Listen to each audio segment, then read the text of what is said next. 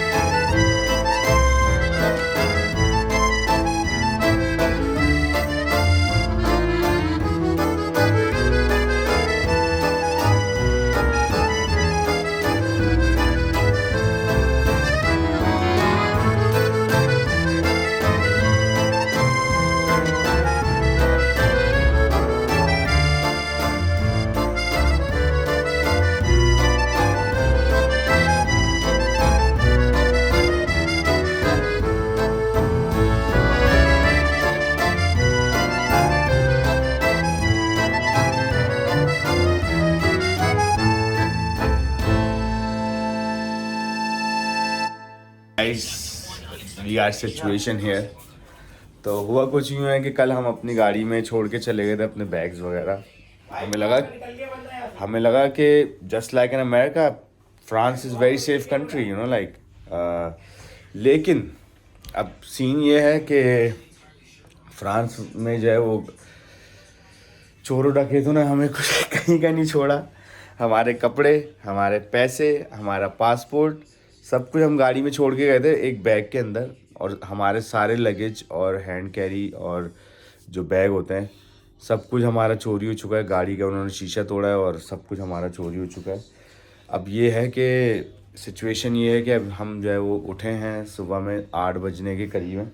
हम जा रहे हैं यूएस एम्बेसी और उनको सारी सिचुएशन बताएंगे। Hopefully they can issue us an emergency passport which I have seen in a videos के US embassy emergency passport issue कर देती है 2 से 2.5 घंटे के अंदर। तो आई होप हमें 12 बजे से पहले अगर मिल जाता है तो हम 4 बजे की फ़्लाइट कैच करके वापसी यूएस जा सकते हैं। लेकिन अगर नहीं हुआ ऐसा तो we got stuck here for I don't know how many days, maybe week 2 week. तो ये सिचुएशन है। बाकी ये है कि यार कपड़े ले जाते भाई, कपड़े लेके चले जाते। I don't give a shit about my clothes. कपड़े वापसी आ जाते हैं, सब कुछ वापसी आ जाता है, लेकिन वॉलेट और पासपोर्ट अगर छोड़ के चले जाते तो यार अच्छा हो जाता कि यार फंसना नहीं पड़ता, मुसीबत में नहीं आना पड़ता। तो अब ये है कि देखें, मैं यहाँ से अभी हम सो के उठे हैं, यूएस एम्बेसी जा रहे हैं। इंशाल्लाह अल्लाह ने चाहा तो ज़रूर वो हमारी मदद करेंगे और फिर हम जो भी सिचुएशन होगी, जिस तरह की भी सिचुएशन होगी, अगर वो मैं आप लोगों से शेयर करूँगा वीडियो में।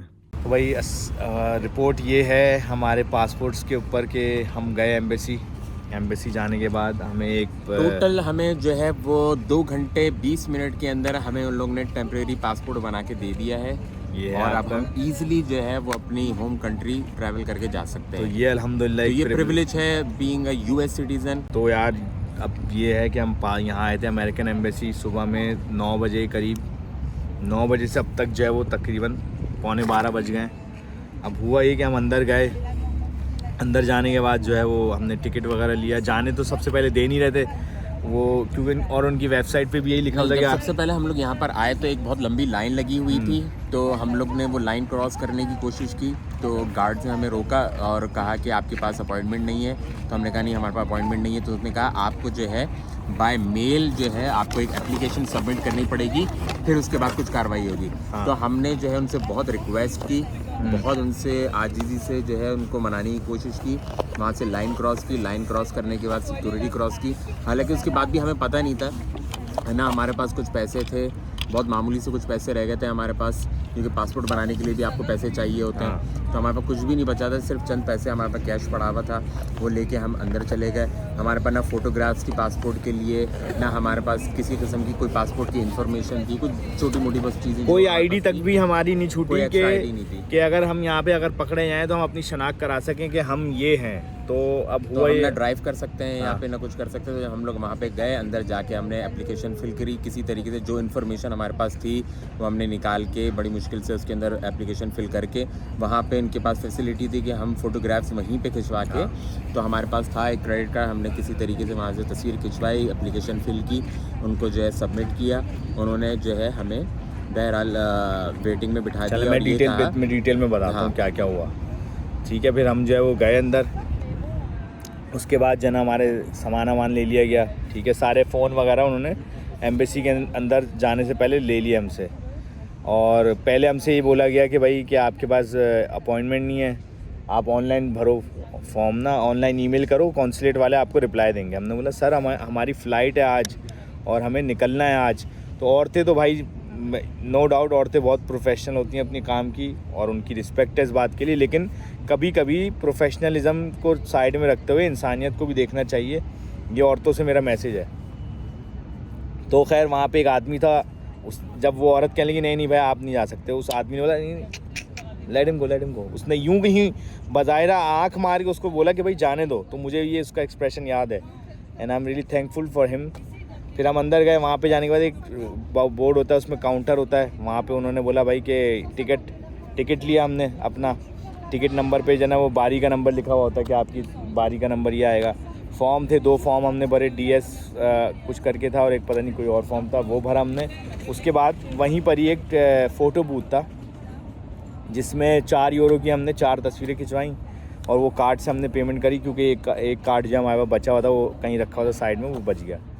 फिर उसके बाद जो है हमने अंदर गए, एक और जगह थी, अंदर जाने के बाद वहाँ पे लाइन से सीट्स लगी हुई थी। अब हमने वेट किया अपने वही टिकट नंबर का कि हमारा नंबर कॉल होगा तो हमें बुलाया जाएगा। वो तकरीबन आधा घंटे में आ गया था, आधे घंटे में जो है ना वो हमारा नंबर आ गया। उन्होंने कॉल किया विंडो के ऊपर, तो हमने पूरा उनको फॉर्म दिया अपना, FIR वगैरह भी हमने दी। उन्हें नहीं हमें ज़रूरत नहीं है FIR की, भाई ये काफ़ी है। उसमें हमारी सारी डिटेल्स थी, नाम, एड्रेस, सोशल सिक्योरिटी, घर का पता, कोई और इमरजेंसी कांटेक्ट, कोई भी जो डिटेल वो ले सकते थे उन्होंने ली हमसे। उसके बाद उन्होंने बोला भाई, हमने उनको बताया हमारी 4 बजे आज की फ़्लाइट है, तो आप जना हमारे लिए कुछ करें। उन्होंने बोला हम हमारी जो कोशिश होगी हम कर सकेंगे। फिर उन्होंने हमें बोला वापसी बैठें, एक दूसरी विंडो पे आपका नंबर आएगा। फिर ये वो हम थोड़ी देर और बैठे, तकरीबन आधा घंटा बैठे, दूसरी विंडो पे हमारा नंबर आया। उसमें हमें ओथ देनी थी। ओथ का सीन ये था, उन्होंने बोला हाथ ऊपर करो, जो इन्फॉर्मेशन दी है सच दी है। हमने बोला जी बिल्कुल, सच के सिवा जो बोलेंगे सच बोलेंगे, सच के सिवा कुछ नहीं बोलेंगे। उन्होंने हमसे ओथ ली और बोला दोबारा बैठ जाओ, एक और दोबारा खिड़की में आपको बुलाया जाएगा। फिर ये हुआ कि एक अलग खिड़की में हमें दोबारा से बुलाया गया। उसने बोला भाई आपका ये पासपोर्ट आपको हम दे रहे हैं, इशू कर रहे हैं, आप इसके ऊपर ट्रैवल करके वापसी अमेरिका जा सकते हो। हमने पूछा भाई कि फ़्रांस का हमने सुना है कि एक्सेप्ट नहीं करता ये इमरजेंसी पासपोर्ट। बोला नहीं, आप होम कंट्री जा रहे हो तो एक्सेप्ट होगा, कि ये डिपेंड करता है कौन सी कंट्रीज़ एक्सेप्ट नहीं करती। बोले आप अपने घर जा रहे हो तो कोई मसला नहीं है। उन्होंने ठीक है, हमने थैंक यू उनको बोला, बहुत शुक्र अदा किया। तो अल्हम्दुलिल्लाह तकरीबन 9 बजे से 11:30 बजे हम फारिग हुए यहाँ से। पासपोर्ट हमारे हाथ में आ चुका है, इसमें लिखा हुआ है इमरजेंसी पासपोर्ट। इसके तकरीबन जो है वो 12 पेजेस हैं इसके, और इसका कलर भी डिफरेंट है। जो रेगुलर पासपोर्ट होता है वो ब्लू होता है, ये पर्पल कलर का पासपोर्ट है। लग रहा है कि जैसे कोई फेड हो गया, मतलब कोई कलर फेड। पर्पल भी वैसा वाला पर्पल नहीं है। और क्या ही तस्वीर आई है यार, बस देखो ज़रा, टेढ़ी आ गई तस्वीर नहीं। तो भाई ये डिटेल थी। अगर किसी के साथ अमेरिका में ऐसा हो, अमेरिकन सिटीज़न के साथ ऐसा हो जाता है, तो ये है कि परेशान ना हो आप, बिल्कुल आप जो है ना वो सब्र से। हाँ, ये जो आपके सामान का नुकसान हुआ है वो तो तकलीफ़ आपको रहेगी, लेकिन जो पासपोर्ट का वो है लॉस है वो आपका ये लोग पूरा कर देंगे, या आपको इमरजेंसी पासपोर्ट बना के देंगे। आप इस पर अपनी कंट्री वापस जा सकते हो। अल्हम्दुलिल्लाह मैं तो ये शुक्र भी अदा कर रहा हूँ। हम तो पहले दिन जाने वाले थे ये पेरिस देखने के लिए, लेकिन प्लान चेंज हुआ, हम आखिरी दिन आए। अगर पहले दिन आ जाते, पहले दिन ये काम हो जाता, तो फिर हमारा पूरा वेकेशन की जो ना वो मटिया पलीत हो जानी थी। तो ये है एक लड़की, वो औरत जो बता रही थी, हाँ, कि वो उसको जब आई यहाँ पे तभी उसका पासपोर्ट। हाँ, एक औरत हमें बता रही थी, जैसी वो कहीं से आ रही होगी ट्रेन से, जैसी वो उतरी, ट्रेन से उतरते साथ ही उसका लगेज गायब, और ये बैग पैक तक भी उसका गायब हो गया। तो वो कहने लगी कि मुझे तो समझ ही नहीं आई हुआ क्या मेरे साथ, एकदम इतने हाथ के साफ चोर हैं। और ये हमें एम्बेसी में यही बताया गया, एम्बेसी के लोगों ने बोला, जो जहाँ पे हमने फ़ीस पे की ना, काउंटर पे, जिस काउंटर पे, बोले यूरोप में ये चोरी चकारी बहुत है, ये बहुत ज़्यादा ही है, क्योंकि जो ना मुख्तलिफ़ जगहों से लोग आए हुए होते हैं, कौन कहाँ से कैसा उठ के आया हुआ है, क्या है, यहीं के भी कुछ होंगे चोर चमार। तो यहाँ यूरोप में बहुत ज़्यादा होता है, इटली में भी उनने बोला बहुत ज़्यादा होता है।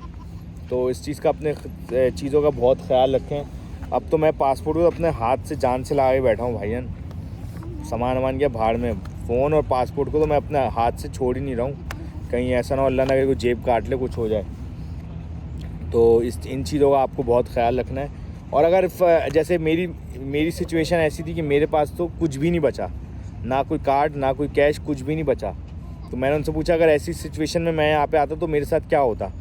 तो उन्होंने बोला भाई कि ऐसी सिचुएशन में यही होता है कि आप फिर अमेरिका में किसी को दोस्त को, किसी को कॉल करो। वैसे रात के 5-6 बज रहे हैं, कौन ही उठाता है इस टाइम पे फ़ोन, लेकिन आप ये कर सकते हो कि कोई ऐसा हो आपको जो वहाँ से पैसे भेज दे, तो आप ये कर सकते हो, वहाँ से पैसे मंगवा के यहाँ पे पेमेंट वगैरह कर सकते हो। तो ये था हमारा एक्सपीरियंस पासपोर्ट घूमने के बाद, नया पासपोर्ट तक का। और बाकी जो है ना, कोई सवाल हो आप कमेंट में हमसे पूछ सकते हो। और thank you so much, have a good one.